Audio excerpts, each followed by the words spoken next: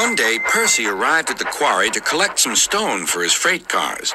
Snow and frost lay everywhere. There was not a sound to be heard. Percy ventured further. He found Mavis, the new diesel engine, resting in the shelter of some rocks. "Cheer up, Mavis," he whistled. Mavis was still remembering the trouble she'd had with cars. "Manager says I don't listen to advice. He says I've no business jauntering down Toby's line. Toby's a fusspot." "Toby has forgotten more about freight cars than you will ever know," replied Percy. "You must put the cars where he wants them. Then you'll be a really useful engine. Now, if you'll excuse me, I have to take these stones to the harbor." Mavis liked Percy, but she still wouldn't listen to his advice. "Why shouldn't I go on Toby's line?" The siding arrangements were awkward. To put the cars where Toby wanted them, Mavis had to make several journeys. She started making a plan. "If we used the teeniest bit of Toby's line," she said to her driver, "we would save all this bother." Her driver, suspecting nothing, allowed them to go as far as the first level crossing.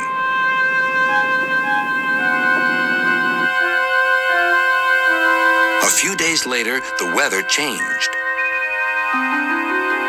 As the snow melted, the quarry grew busy again.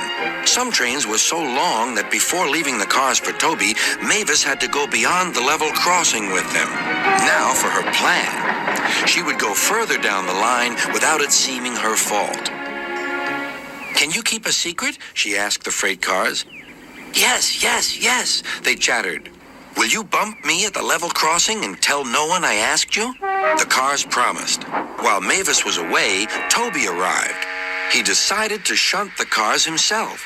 The cars decided to bump him anyway. They reached the level crossing and Toby's brakes came on. This was the signal for the freight cars. On, they yelled. Toby was away, with the cars screaming and yelling behind him. No one realized that melted snow had turned a stream ahead into a torrent, and the bridge above it was about to collapse.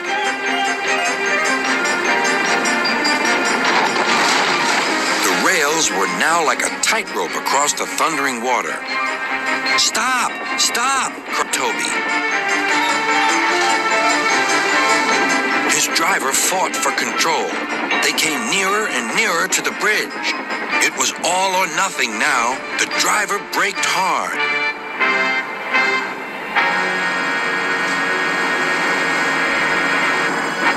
Toby stopped, still on the rails, but with his wheels treading the tightrope over the abyss. Mavis was horrified and quickly came to the rescue. Workmen anchored Toby with ropes while she pulled the freight cars away. Then she helped Toby to safety.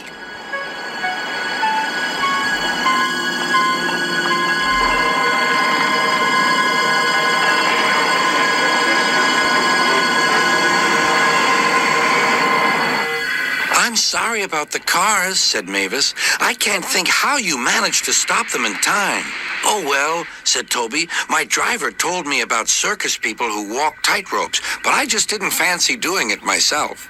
Later, Sir Topham Hatt arrived. "A very smart piece of work," he said.